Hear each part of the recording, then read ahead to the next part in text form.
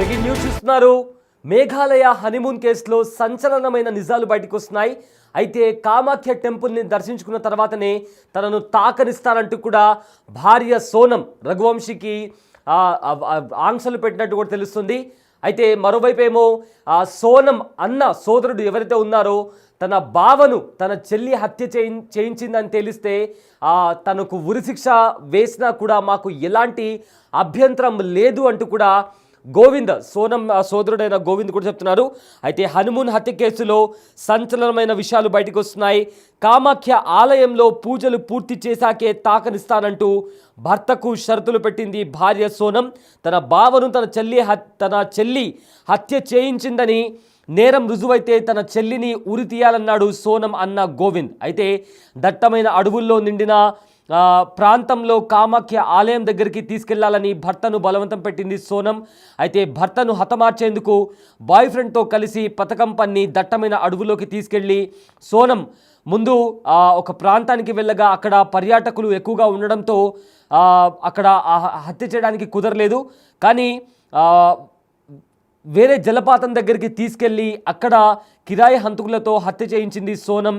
అయితే భర్త రాజా రఘువంశీ హంతకులకు భర్తను అప్పజెప్పింది. ఆ తర్వాత హత్య చేస్తుంటే అక్కడే ఉండి సోనం ఆమె బాయ్ ఫ్రెండ్ రాజ్ కుష్వాకు ఫోన్ చేసింది. దీంతో రాజ్ కుష్వా అదేవిధంగా సోనం కళ్ళ ముందరనే ఈ నిందితులు ఎవరైతే ఉన్నారో రాజా రఘువంశీని దారుణంగా వాళ్ళు ఆన్లైన్లో ఆర్డర్ చేసిన కత్తితో దారుణంగా పొడిచి చంపేశారు.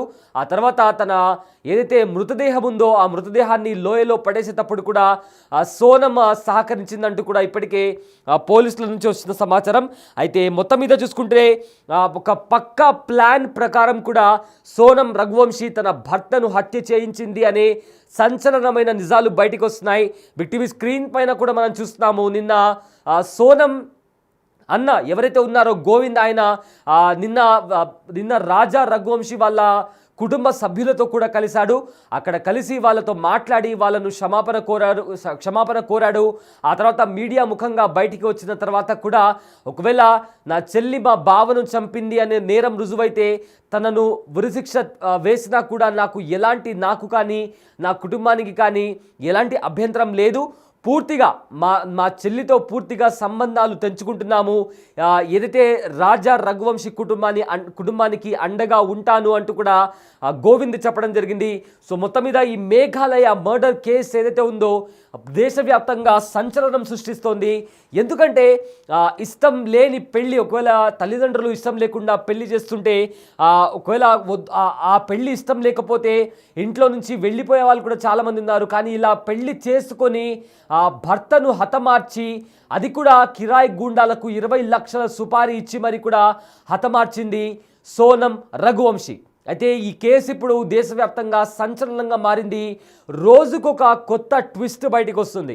బిగ్ టీవీ స్క్రీన్ పైన కూడా మనం చూస్తున్నాము. ఇంట్రాగేషన్ రూమ్లో కూడా సోనం రఘువంశీని కూర్చోబెట్టి అక్కడ ఇంట్రాగేషన్ చేస్తున్నటువంటి పరిస్థితి కూడా కనిపిస్తుంది.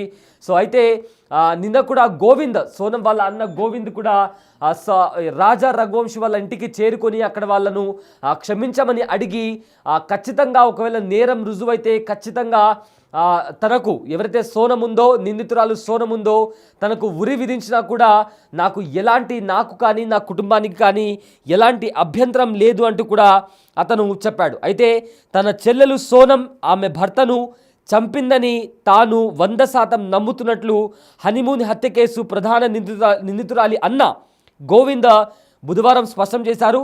ఒకవేళ నేరం రుజువైతే ఆమెను ఉరి తీయాలని అన్నారు. ఇందోర్కు చెందిన రాజా రఘువంశీ తనకు 29 సంవత్సరాలు. అయితే ఇటీవల పెళ్లి చేసుకున్న భార్య సోనం హనీమూన్కు తీసుకువెళ్ళి హత్య చేయించిన ఉదంతరం హనీమూన్ హత్య కేసుగా చాలా ఫేమస్ దేశవ్యాప్తంగా చాలా సంచలనంగా మారింది. అయితే ఈ కేసులో ప్రధాన నిందితురాలైన తన సోదరి సోనంతో తమ కుటుంబం తెగదెంపులు చేసుకుందని కూడా గోవింద్ అన్నారు. అయితే రాజా రఘువంశీ కుటుంబానికి న్యాయం అందించడం కోసం న్యాయ పోరాటం చేస్తామని కూడా వెల్లడించారు. మరోవైపు సోనంతో పాటు ఆమె స్నేహితుడు రాజ్ కుష్వాకు మరో ముగ్గురికి 8 రోజుల పాటు పోలీస్ కస్టడీ విధిస్తూ షిలాంగ్ కోర్టు కూడా ఆదేశాలు జారీ చేసింది.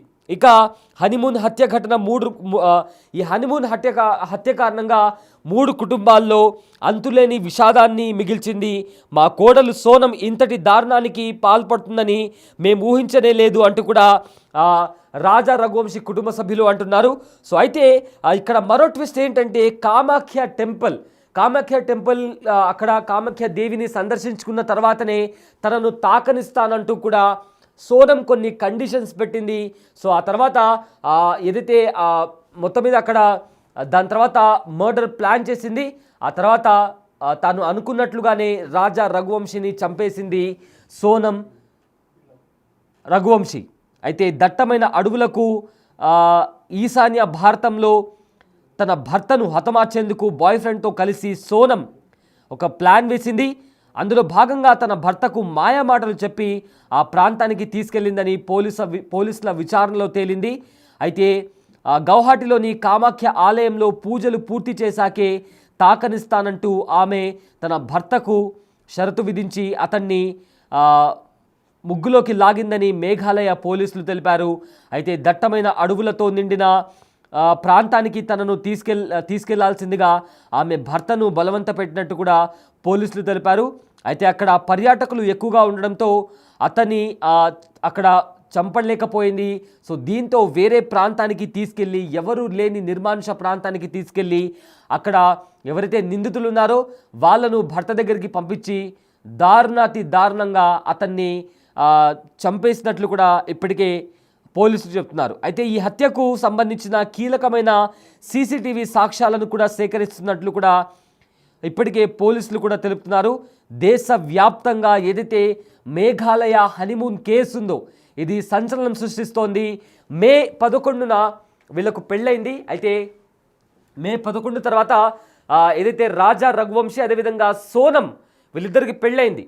అయితే ఇష్టం లేని పెళ్లి చేస్తున్నారు, నేను సంతోషంగా ఉండలేను అంటూ కూడా సోనం తన తల్లికి చెప్పినా కూడా సోనం తల్లి మాత్రం లేదు, మంచి కుటుంబం, వాళ్ళు బాగా డబ్బున్న వాళ్ళు, నేను బాగా చూసుకుంటారు, నీ లైఫ్ బాగుంటుంది అంటూ కూడా బలవంతంగా పెళ్లి చేయించారు. దీంతో సోనం ఎలాగైనా తన ప్రియుడితో కలిసి ఉండాలని భర్త వెంట ఉండకూడదు, భర్త అడ్డు తొలగించుకోవాలంటూ కూడా తనను చంపడానికి కూడా ప్లాన్ వేసింది సోనం. అయితే ఎంగేజ్మెంట్కి ముందే చంపాలని కూడా ప్లాన్ చేసింది. కానీ కుదరకపోవడంతో పెళ్లి తర్వాత చంపేయాలని ప్లాన్ వేసింది. దీంతో మే 20వ తేదీన హనీమూన్కు వెళ్ళాలని కూడా ప్లాన్ చేసుకున్నారు. అయితే మే 20న యాక్చువల్లీ కాశ్మీర్కి వెళ్ళాల్సి ఉంది, కానీ అక్కడ పహల్గామ్ ఉగ్రదాడి జరిగింది కాబట్టి వాళ్ళు ఆ ప్లాన్ని మేఘాలయకి షిఫ్ట్ చేసుకున్నారు. సో మే 20వ తేదీన మేఘాలయకి వెళ్ళారు. అయితే 21, 22 అక్కడ ఒక ప్రైవేట్ స్కూటీని కూడా బుక్ చేసుకుని అక్కడ పర్యటించారు. ఆ తర్వాత మే 23వ తేదీన ఒక దట్టమైన అడవి ప్రాంతం ఉన్న ప్రదేశానికి నన్ను తీసుకువెళ్ళాలి అంటూ కూడా రాజా రఘువంశీని బలవంత పెట్టింది సోనం. దీంతో వాళ్ళు ఆ దట్టమైన అడవి ఉన్న ప్రాంతానికి వెళ్ళారు, నిర్మానుషమైన ప్రాంతానికి వెళ్ళారు. అక్కడ నిందితులను కూడా ఎక్కడున్నారో లొకేషన్ పంపించి అక్కడ స్క్రీన్ పైన కూడా చూస్తున్నాము. వాళ్ళు ఆ దట్టమైన అడవికి వెళ్ళే ముందు కూడా ఆ సీసీటీవీ ఫుటేజ్, అంటే మర్డర్ జరిగే కొద్ది గంటల ముందు కూడా వాళ్ళు అక్కడ స్కూటీ పైన వెళ్ళే అక్కడ సీసీటీవీ కెమెరాలో క్యాప్చర్ అయిన ఫుటేజ్ కూడా మనకు కనిపిస్తుంది. సో దీని తర్వాత సోనం బలవంత పెట్టడంతో ఒక ప్రదేశానికి వెళ్ళారు, నిర్మానుషమైన ప్రదేశానికి వెళ్ళారు. అక్కడ నిందితులు అక్కడ వచ్చి రాజా రఘువంశీని కత్తులతో దాడి చేసి హతమార్చారు. ఆ తర్వాత అతని శవాన్ని లోయలో పడేశారు. సో దీంతో తర్వాత సోనం ఇండోర్ చేరుకుంది. ఇండోర్లో తన ప్రియుడిని కలుసుకుంది. ఆ తర్వాత వాళ్ళు ఏకాంతంగా ఒక రెంటింట్లో కూడా గడిపారు. ఆ తర్వాత తిరిగి గాజీపూర్కి వెళ్ళింది సోనం. గాజీపూర్లో కిడ్నాప్ నాటకాన్ని తెరపైకి తెచ్చింది. దీంతో పోలీసులకు కొన్ని అనుమానాలు వచ్చాయి. సోషల్ మీడియా పోస్ట్, అదేవిధంగా ఆన్లైన్లో ఏదైతే అక్కడ స్పాట్లో దొరికిన ఒక వెపన్, అయితే మేఘాలయాల్లో అక్కడ ఎక్కడైతే హత్య జరిగిందో హత్య జరిగిన స్పాట్లో ఎవరు కూడా అక్కడ ఉండే వాళ్ళు కూడా ఎవరు కూడా అలాంటి వెపన్ని వాడరు. దీంతో పోలీసులు ఆ వెపన్ గురించి ఆరా తీశారు. దీంతో సోనం ఏదైతే హత్య చేసిందో ఆ ప్లాన్ మొత్తం బయటపడింది. అయితే ఒక్కొక్కటిగా డాట్స్ని కలుపుకుంటూ పోలీసులు ఈ కేసుని ఛేదించారు. సో ఎట్టకేలకు మొత్తం మీద ఈ మర్డర్ ఏదైతే ఉందో దగ్గరుండి భార్య సోనం ప్లాన్ చేసి మరి ఆ భర్తను హత్య చేయించిందని కూడా ప్రూవ్ అయింది. దీంతో కస్టడీలోకి తీసుకున్నారు. ఆ తర్వాత విచారించారు. విచారణలో సంచలనమైన నిజాలు బయటకు వచ్చాయి. ఒకదాని తర్వాత ఒకటి నిజాలు బయటకు వస్తున్నాయి.